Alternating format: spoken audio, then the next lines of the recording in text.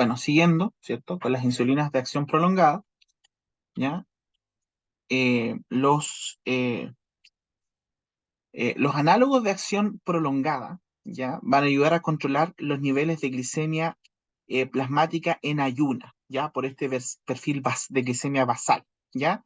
Y se utilizan junto con la insulina prandial como terapia, obviamente, del bolo basal en pacientes con diabetes tipo 1, pero como régimen de insulina basal en terapia combinada con antidiabéticos orales, ¿ya? O terapias inyectables sin insulina, o con insulinas prandiales, ¿cierto? Cuando estamos hablando de diabéticos tipo 2. La insulina de Temir tiene la característica en que se ha modificado la estructura de insulina humana mediante la adición de una cadena lateral de ácido graso, ¿cierto? En carbono 14, ¿ya? Que es el ácido mirístico, y se agrega en el fondo a la lisina que está en la posición B29 y se elimina, ¿cierto? La treonina de la posición 30, ¿cierto? En la cadena beta, ¿ya? Y esto se produce utilizando una cepa modificada genéticamente del Saccharomyces cerevisiae. El mecanismo de prolongación que tiene esta insulina es porque esa alteración estructural va a servir para retrasar la absorción, permitiendo que haya una mayor duración de la acción. Y eso la verdad que es posible debido a que hay una unión reversible con la albúmina y la formación también de complejos que son multiméricos dentro del tejido subcutáneo, que son las dos formas. Además tiene un nivel máximo de zinc, ¿cierto? Que la satura, y eso permite, ¿cierto?, que haya formación de hexámeros que tienen una muy baja difusión, y por eso en el fondo constituyen como un depósito. Y el buffer que está contenido en esta formulación es el acetato, ¿ya? Por eso el comienzo de acción también se demora y la acción también va a ser prolongada en este caso, ¿ya? Em, la, la insulina de Temir tiene un inicio de acción, ¿cierto?, entre las 1, puede llegar a las 3 horas, y el pic plasmático, ¿cierto?, se da alrededor de las 3 a 9 horas, pero es muy poco pronunciado igual este pic plasmático. Ya disminuye la glicemia, ¿cierto?, más cercana a las 6, a las 12 horas, pero puede llegar, ¿cierto?, a las 24 horas, ¿ya? Y la duración de la acción de la etemir, al igual que, por ejemplo, la insulina glargina, muestra una dependencia con la dosis, ¿ya? Por lo tanto, va desde las 6 horas aproximadamente, cercándose, ¿cierto?, a las 24 horas de acuerdo a la dosis, ¿ya? Esto obviamente en un rango de dosis que sean clínicamente relevantes, ¿ya? Que es administrar dosis de 0,35 a 0,8 unidades de insulina, ¿ya? Calculadas por kilo, sobre todo cuando los pacientes son diabéticos tipo 1. Eh, Hay varios estudios tanto desde el punto de vista farmacocinético como farmacodinámico, que han ido confirmando en el fondo que esta insulina, ¿cierto? La detemir y también la glargina, tienen una duración de acción más prolongada y constante, y que no tienen un pico tan marcado, ¿cierto? Post inyección, que es lo que se observa en el NPH, pero este igual lo tiene, pero es pequeñito, ¿ya? Tiene una sebimida plasmática de 5 a 7 horas. La insulina de Temir que más se ocupa en la práctica, ¿cierto? Es la Levemir, ya que ustedes van a ver. Se administra, de hecho, una vez al día, ya que puede ser con la cena o antes de acostarse, o se puede administrar 2 veces al día en unas dosis divididas, ¿ya? En comparación con la insulina glargina, ¿ya? La de Temir tiene menos propensión a inducir un aumento de peso y eso se le atribuye en el fondo a que es más hepatoselectivo, ¿ya? También tiene un efecto de variabilidad glicémica que es menor, por ejemplo, si lo comparamos con la NPH, y es menor que incluso con la glargina, ¿ya? Dentro de las RAMS, la hipoglicemia está descrita, pero es mucho menor, obviamente. No se ajusta en la enfermedad renal o hepática y puede ser usada en niños a partir de 1 año de edad y también puede ser usada en adultos mayores, ¿ya?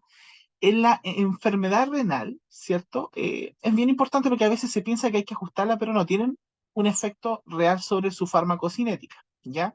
Pero igual uno tiene que ir monitorizando de acuerdo a los niveles de glicemia que se vayan dando, ¿ya? En los niños, si bien se puede ocupar, hay que también individualizar mucho la terapia. En los adultos mayores, que también monitorizar las glicemias, aunque no afecta tampoco su farmacocinética. y es categoría B de uso en el embarazo. Tenemos la glargina, ¿cierto? O Lantus, ¿ya? Que es un análogo de insulina también humana recombinante. Y en la estructura de la glargina, ¿cierto? La glargina convencional, que es la unidad 100, la U100, va a presentar una sustitución, ¿ya? En la posición 21 de la cadena alfa de asparagina por glicina, ¿ya? Y de dos residuos, en el fondo de arginina, que se van a agregar en el extremo carboxiterminal de la cadena beta, ¿ya? Y esto se va a producir por tecnología de DNA recombinante que va a utilizar una cepa no patogénica de Escherichia-Coli, que es la cepa K12. Esta insulina, ya con estos cambios estructurales que se le hacen, van a cambiar el punto isoeléctrico, más o menos de 5,4 a 6,7, y esto hace que sea un agente más soluble a un pH que es ligeramente ácido y menos soluble cuando las condiciones son más neutras, ¿ya? Por eso, después de que se inyecta, la insulina glargina empieza a precipitar, ¿cierto? En forma de hexámeros estables dentro de este entorno que es a pH fisiológicamente neutro. Y eso va a prolongar la disociación y posteriormente la absorción, ¿ya? Por lo tanto, va a producir que pequeñas cantidades de esta Lantus, ¿cierto? Se vayan liberando gradualmente y da como resultado un perfil de concentración respecto al tiempo que es relativamente constante en las 24 horas. Y esa función permite que la dosificación de la Lantus o glargina, ¿cierto? Una vez al día se pueda administrar, ¿ya? Emulando lo que es la insulina basal. Pero también tenemos una estructura de glargina U300, ¿ya? Que en esta hay una sustitución de la glicina en la posición 21, se agregan estos dos residuos de arginina en el extremo carboxilo terminal de la cadena beta, pero que va a contener una insulina glargina a una concentración de 300 unidades por microlitro, ¿ya? Y el mecanismo de prolongación de esta insulina es que forma precipitados y agregados más pequeños, y eso lleva a la formación de un depósito subcutáneo, ¿ya? Del que se va a liberar obviamente la insulina de forma posterior. Y como la liberación de moléculas de glargina del depósito subcutáneo es proporcional al área de superficie, este precipitado, al ser más pequeño, formado por esta glargina U300, va a conducir a que la liberación sea de menos cantidades unitarias de glargina a lo largo del tiempo, durante un tiempo incluso más largo. Y eso va a proporcionar niveles de glicemia más estables todavía a lo largo del día, con menos fluctuaciones diurnas, ¿ya? La vida media plasmática de esta formulación es de 18 hasta 20 horas y tiene una duración de su acción que es más prolongada eh, que la anterior. O sea, va más allá de las 24 horas, llegando incluso a las 36 horas. Pero hay que tomar en cuenta que esta glargina U300 no es bioequivalente con la U100 y tampoco son directamente intercambiables. Obviamente se pueden hacer cambios, por ejemplo, de U100 a 300, unidad por unidad, pero puede ser necesaria una dosis más alta de esta U3, que alrededor de un 10 a un 20%, para alcanzar los rangos objetivos para niveles de glicemia que nos propongamos, ¿ya? Y se debe considerar una reducción del 20% seguida de dosis individuales cuando uno quiere cambiar desde la 300 al revés a la unidad 100. Y tenemos, ¿cierto?, esta insulina glargina, que es la forma, ¿cierto?, en la forma convencional, aquí tenemos las dos, ¿ya? En la forma convencional, fíjese usted, bueno, ambas tienen un inicio rápido que va, ¿cierto?, entre 2 a 4 horas, ¿ya? Un pic, ¿cierto?, que no se presenta, es una insulina totalmente basal, ¿ya? Pero, ¿cierto?, la forma convencional, en general, tiene una acción, ¿cierto?, que, que va a ser, ¿cierto?, un poco menor en términos de duración que la glargina U300, que es mucho más larga, fíjense ustedes. Esta va incluso más allá de las 30, de las 36 horas, ¿ya? Lo que hay que tomar en cuenta es que estas insulinas glargina no se pueden mezclar con otras formas de insulina, ¿ya? Porque están en una solución que es ácida y eso alteraría, ¿cierto?, la cinética de absorción de las otras insulinas, ¿ya? Estas insulinas se toleran bien y son eficaces en términos de prolongar la absorción de la insulina y reducir los niveles de glicemia postprandial también, ¿ya? Tiene una semivía, ¿cierto?, cercana a 20 horas en la U300, ¿ya?, que es la glargina Tuyeo, pero, por ejemplo, es menor, es de 12 horas, por ejemplo, en el caso de la glargina Lantus, que es la 100 unidades, ¿ya? La biotransformación en tejido subcutáneo a su forma activa, ¿ya? Producen hipoglicemias nocturnas, pero hasta un 30% de los casos, ¿ya? Eh, Se ha visto también que hay reportes de retinopatía en menos del 8-7% de los casos, y hay alteraciones dérmicas también en el sitio de inyección, que es lo que más se reporta para estas insulinas en particular, ¿ya? Eh, Se ajusta en enfermedad renal, ¿ya? No hay estudios de ajuste en enfermedad hepática, eso sí, ¿ya? No hay estudios en niños menores de 2 años, en el caso, ¿cierto?, de la Lantus, y en el caso de la Tuyeo, la verdad que no hay estudios menores de 18 años, así que esta debería ocuparse solo en adultos, ¿ya? No hay estudios en adultos mayores, y cuando se administra hay que tener mucha consideración en el ajuste de la dosis, y la FDA no la ha aprobado en el embarazo por faltas de estudios en ese grupo en particular, ¿ya?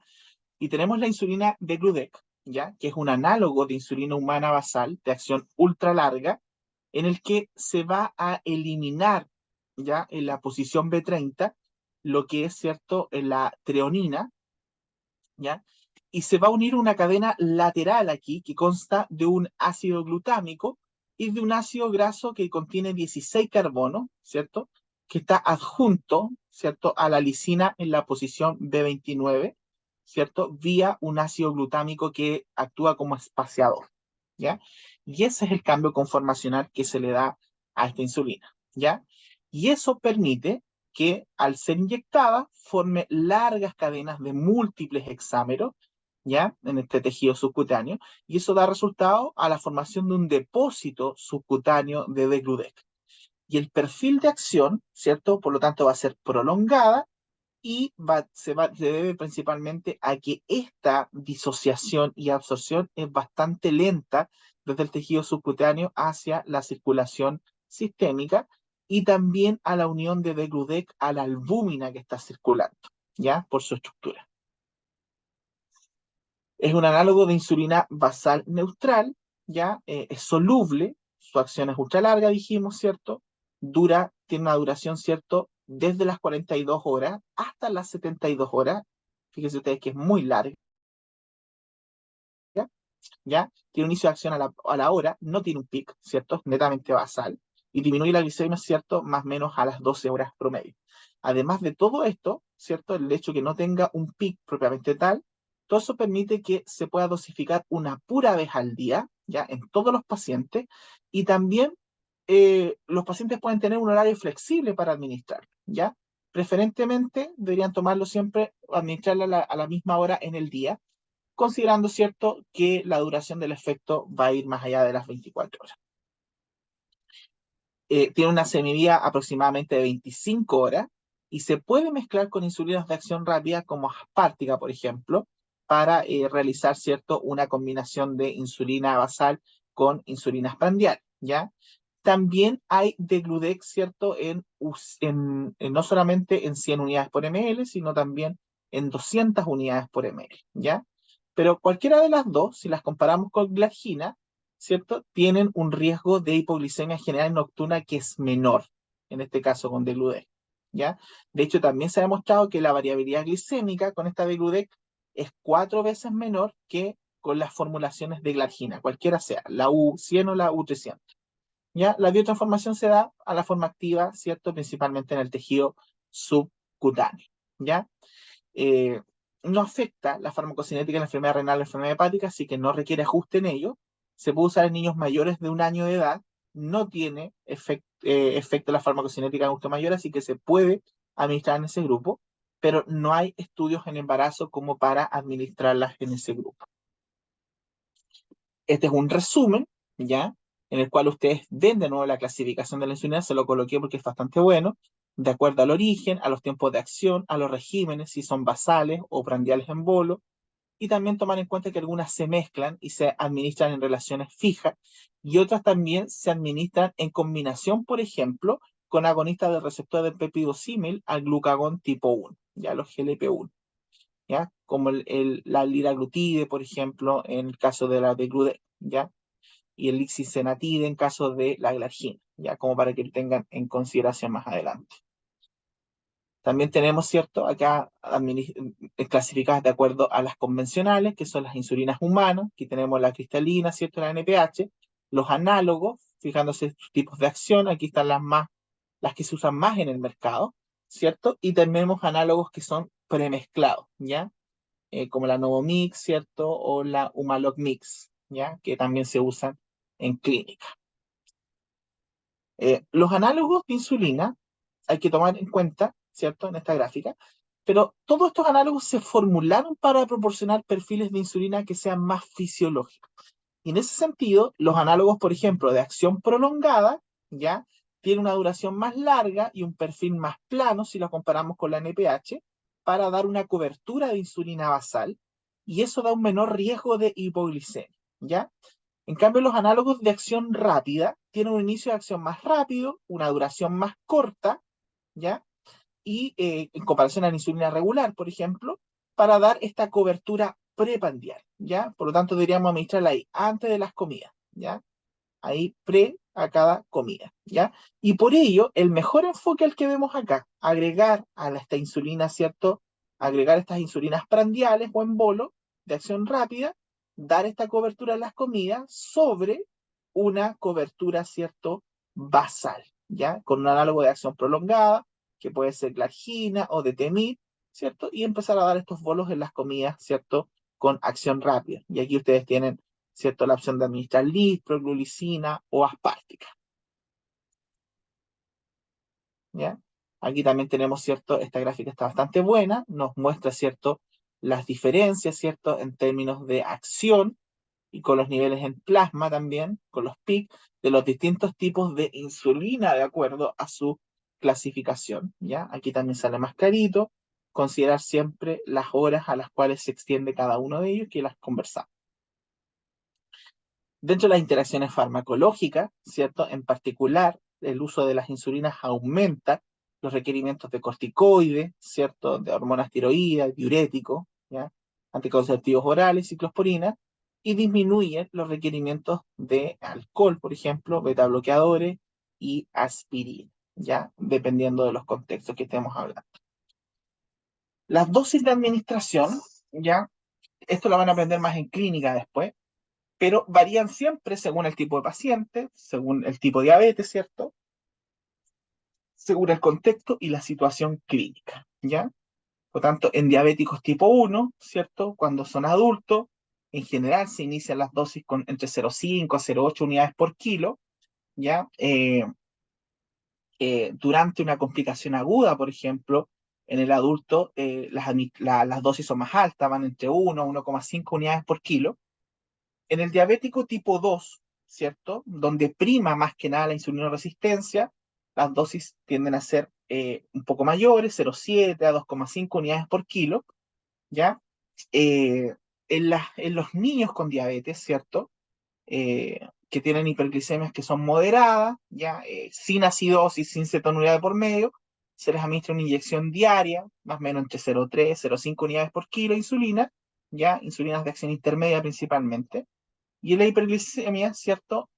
También en los niños, pero que tienen, ¿cierto? Cetonuria, pero que no están, ¿cierto? Obviamente deshidratados y no están acidóticos, se puede iniciar 0,5, 0,7 unidades por kilo de acción, ¿cierto? Intermedia y 0,1 unidades por kilo, ¿cierto? De acción regular, ya cada 6 a 4 horas en esos niños, ¿ya? En la diabetes gestacional, en general partimos con 0,8 a 1 unidad por kilo, y si es obesa, ¿cierto? Un poquito más desplazado, ¿cierto? 0,9 a 1, 1,2 unidades por kilo, ¿ya? Hay que tener, respecto a las vías de administración, algunas condiciones de cuidado, ¿ya? Sobre todo con insulinas rápidas y los análogos, ¿ya? hay que tomar en cuenta que las insulinas rápidas y los análogos tienen que tener un aspecto, ¿cierto?, transparente, ya, en su forma. La NPH y las mezclas en particular, ¿cierto?, tienen un aspecto más blanquecino, más turbio. Estas se tienen que obviamente conservar entre 2 a 8 grados Celsius aproximadamente y en frío y se retiran 30 minutos antes del frío de ser administradas. Ya vienen en jeringa o vienen en cartuchos, ¿cierto? Jeringas precargadas también, ¿ya? Y las jeringas precargadas y los cartuchos se pueden conservar, de hecho, fuera del frío, fuera del refrigerador, ¿ya? La insulina de acción rápida se puede administrar por la vía subcutánea, pero también, por ejemplo, en contexto agudo, por vía intravenosa, como bombas de insulina, ¿cierto? O en bolo, ¿ya? Pero el resto de las insulinas se tienen que administrar solamente por la vía subcutánea, que es el sitio de inyección estándar, ¿ya? Las inyectables, obviamente tenemos también las inhaladas hoy en día, ¿ya? Eh, Se debe alternar, eso sí, el sitio de acción, el sitio de inyección en los pacientes, y eso hay que educarlos y comentárselos a ellos, ¿ya? Después de administrarlo, no hay que masajear el lugar de la inyección una vez que se usó, como en otros medicamentos, ¿ya? Y hay que tomar en cuenta que hay condiciones que pueden alterar, obviamente, la absorción subcutánea de insulina, ¿ya? El sitio de acción es lo primero, ¿cierto? La absorción de insulina es mucho más rápida, ¿cierto? A nivel central, abdomen, por ejemplo, y es mucho menor a nivel de extremidades, los glúteos, los muslos, los brazos, que son los sitios, ¿cierto? Con menor irrigación y en los cuales habitualmente se administra esta insulina, y también depende de la temperatura local, ¿cierto? Las temperaturas, por ejemplo, hay mayor absorción cuando un paciente se inyecta, por ejemplo, después de un baño caliente, ¿cierto? Después de haberse realizado un masaje en la zona, ¿ya? Y tomar en cuenta que los pacientes que son muy tabáquicos tienen absorciones que son menores, más disminuidas. Estas técnicas ustedes las pueden encontrar, ¿cierto? De administración. Habitualmente ustedes no lo van a realizar, esto lo realiza enfermería, pero es muy bueno que ustedes sepan la técnica para que la monitoricen en los pacientes. ¿Ya? Fíjense que las inyecciones tienen que ir a nivel del tejido subcutáneo, ¿cierto? A nivel, básicamente, del tejido graso subcutáneo y no a nivel muscular. Eso es muy raro que nosotros requiramos ese tipo de administración, ¿ya? Y esto es importante porque cuando se utiliza, ¿cierto? Eh, el mismo sitio de inyección persistentemente, se puede producir esta complicación que es la lipodistrofia, ¿ya? Inducida por la insulina, que no es un fenómeno inmunitario propiamente tal, ¿ya? Y que a pesar de que hay más preparados purificados hoy en día de insulina, tampoco ha disminuido la incidencia. ¿Ya? Lo que se produce es que en este espacio subcutáneo que es graso, se produce una hipertrofia de esta grasa subcutánea por la inyección cuando esta es repetida en la misma zona. Por eso hay que ir cambiando las zonas, ¿ya? Inicialmente, ¿cierto? Va a haber una hipertrofia del tejido graso, hay disminución de la red vascular y luego ya tenemos un tejido ya más de tipo fibrótico, ¿ya? Y obviamente aquí se va perdiendo la sensibilidad, por lo tanto el paciente tiene que inyectarse en la misma zona porque ya perdió esa sensibilidad, pero obviamente más se produce este tipo de fibrosis y obviamente que la absorción a este nivel ya es mucho más errática y es mucho más disminuida, más mala, ¿ya? Y eso obviamente repercute en los niveles de glicemia. Hay muchas variaciones en la glicemia posterior a la inyección. Por lo tanto, ¿cuál es el tratamiento de esto? No hay un tratamiento específico, sino que omitir las inyecciones, ¿cierto? En esas zonas que ya están complicadas de esta forma. Es bueno hablar igual del glucagón. El glucagón se usa en hipoglicemias, ¿cierto? Secundarias al uso de insulina. Si ustedes tienen una hipoglicemia post-insulina, obviamente que pueden revertirla con este uso de glucagón y aumenta básicamente la glicemia porque va a generar una rápida glucogenólisis, ¿ya? Está indicada para ese contexto. Vienen ampollas de 1 miligramo en jeringas recargables, ¿ya? Y el líquido y la dilución es lo que ustedes ven aquí en la imagen. Tiene un inicio de acción rápido, al minuto, ¿cierto? 4 a 10 minutos intramuscular, que es donde también la podían administrar de forma rápida, por eso vienen estos cartridges. Ya el pique es a los 5 a 20 minutos y la duración, ¿cierto? Hasta 25 minutos intravenosa, ¿cierto? Y un poco más puede ser por la vía intramuscular, pero son bastante similares como para actuar en el contexto de la urgencia, ¿ya? Tiene una biodisponibilidad de un 30% por la vía intramuscular, ya una biotransformación que es sanguínea, hepática y renal compartida, se excreta por la vía renal y tiene una semilla plasmática de 8 a 18 minutos, 20 minutos aproximadamente. Dentro de las RAMs, ¿cierto? Las cardíacas son las importantes porque se reporta hipotensión asociada, pero también pueden producir eritema, alteraciones gastrointestinales como náuseas, emesis, ya efectos inmunológicos básicamente por reacciones de hipersensibilidad. Y hay que tener cuidado los pacientes que utilizan cierto uso anticoagulante o ya han tenido reacciones alérgicas previas, ¿ya? Aquí en el uso anticoagulante es básicamente porque el glucagón disminuye la producción de factores de coagulación y eso aumenta la sensibilidad de los anticoagulantes por su receptor y obviamente eso va a producir aumento en el riesgo de sangrado. ¿Ya? Hay varias vías propuestas, unas que están más aprobadas, otras no tanto, ¿ya? La que más se utiliza obviamente es la subcutánea, ¿ya? Aquí, ¿cierto? Tenemos vías inyecciones, vías, ¿cierto? Bombas también de infusión. Hay mucha tecnología naciente para administrar, ¿cierto? Por la vía transdérmica, en forma de parches, ¿ya? Pero eso todavía no está tan probado. Hay otras ciertas insulinas que se están planteando utilizarlas directamente a nivel portal, ya con titulaciones, ¿cierto? De liberación prolongada. A nivel nasal, ¿cierto? Ya se están utilizando. A nivel oral, la verdad que no están todavía, perdón, a nivel inhalatorio se utilizan las insulinas, a nivel nasal todavía no están tan claras, no se han aprobado. Y a nivel oral tampoco los estudios han sido categóricos en permitir, ¿cierto?, el uso por estas vías, pero que se están desarrollando, como, ¿cierto?, es este caso, ¿ya?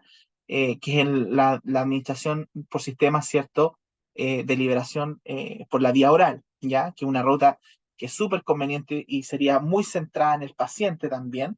Hay estudios clínicos que van desde fase 2 a fase 3, que están en curso, que todavía no ha sido categórico, y lo que plantean en el fondo es la administración de polímeros que son anfílicos, que están modificados, ya, que tienen naturaleza tanto hidrofílica como hidrofóbica, y con eso se previene que haya degradación enzimática y facilitaría la absorción de esta proteína en el fondo, ya que es lo que más complica a nivel del tubo digestivo, ¿ya?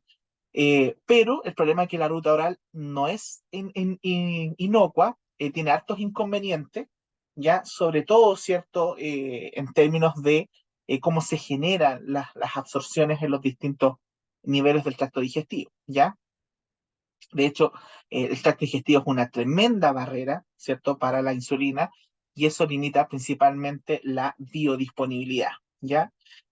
Por lo tanto, estas estrategias, por ejemplo, esta OITS que se está planteando, lo que haría es aumentar la biodisponibilidad de la insulina oral, ya incluyéndola, ¿cierto?, por nanopartículas principalmente, o micropartículas, ¿cierto?, o nanopartículas en micropartículas, hidrogeles, ¿cierto?, en tabletas, cápsulas, todas esas formas se están planteando, parches intestinales también, eh, incluso líquidos iónicos, para mejorar en el fondo la absorción y con esta forma lo que se pretende es mejorar la adherencia al tratamiento. O sea, a los pacientes no les gusta estar inyectándose y eso es lo que más nos tenemos en contra en el fondo eh, con la insulinoterapia en los pacientes diabéticos, ¿cierto? Y que requieran el uso de estos medicamentos. Eso, muchachos. Profe, ¿Sí? a mí me surgieron unas dudas que Sí. eran con respecto a la primera parte de la clase, y era más que nada sobre la aplicación clínica de las insulinas ultra rápidas, si estas se podían usar en casos como cetoacidosis diabética, o en ese caso, ¿qué insulinas se usarían para la cetoacidosis diabética? Ya. En el caso de las complicaciones agudas, las insulinas ultra rápidas no tienen un setting de uso, ¿ya? Básicamente porque no hay estudios clínicos eh, que hayan probado una eficacia en términos de seguridad, ¿ya? Ya, Eh, si bien tienen un perfil bastante bueno en acción rápida, cuando se produce en el descalabro, en la cetoacidosis, en el estado hiperosmolar, el problema es que no solamente es la hiperglicemia la que está complicando ahí, ¿ya? Sino que también los trastornos claro. hidroelectrolíticos, y en esos términos no se ha visto la seguridad. Por lo tanto, en el caso de las complicaciones agudas, lo que se utiliza es la insulina regular, la cristalina. Pero en Ya, ese caso se administra por bomba de infusión continua, ¿ya? entiendo. para Lo mismo mejorar en el sería fondo entonces, el perfil PKPD. ¿M? sería entonces lo mismo para el estado hiperosmolar hiperglucémico, la insulina Exactamente. Las cristalina. únicas insulinas que ocupamos en ese contexto es la insulina cristalina por bombas de infusión continua y ahí uno va colocándose metas con hemoglucotés horario a cuánto es el nivel de glicemia que nosotros queremos llegar. Obviamente, dando toda la cobertura de tratamiento que se tiene que dar en esos casos, que es corregir la acidemia, básicamente con una volemización enérgica, etcétera, etcétera. Tampoco en esos pacientes tempranamente si se utiliza la insulina basal, básicamente porque estamos hablando de pacientes que están cursando con un estrés biológico importante, por lo tanto, cambia el perfil farmacocinético de las insulinas y hace que sea errático el poder predecir el efecto, ¿ya? Claro, ya, Así que vale. básicamente esto Y se da en el contexto del paciente no agudo. ya, perfecto. Y ya lo último, profe, con respecto a las insulinas ultra rápidas, que vi que no tenía como reacciones adversas dérmicas, pero sí tenían reacciones adversas las insulinas cristalinas normales. ¿Por qué se debe eso, más o menos? Básicamente por el tiempo de interacción que tienen con el tejido subcutáneo. Ya, como las otras Ah, insulinas tienden a liberarse más lento al torrente sanguíneo, tienen más contacto con el tejido. Y eso sí puede producir efectos de tipo inmunogénico. En cambio, la otra, ah, como se administra en forma de monómeros, básicamente, pasa muy rápido la circulación, es muy poco el tiempo que está interactuando con los tejidos, con el tejido subcutáneo en particular. Por eso se ven mucho menos entonces, reacciones en el sitio de inyección. claro, entonces se aplicaría lo mismo para las que son lentas y ultralentas. Sí, obviamente las ultralentas igual tienen un efecto mayor de inmunogenicidad, Ya, por lo tanto tienen más reacciones de tipo alérgica, ¿cierto? Eritematosa en el sitio de acción, dolor incluso, muy similar a la NPH y menos en la cristalina, la verdad, pero igual la tiene. ya, vale, profe. Muchas gracias. ¿Algo más? ¿Nadie? Voy a cortar la grabación.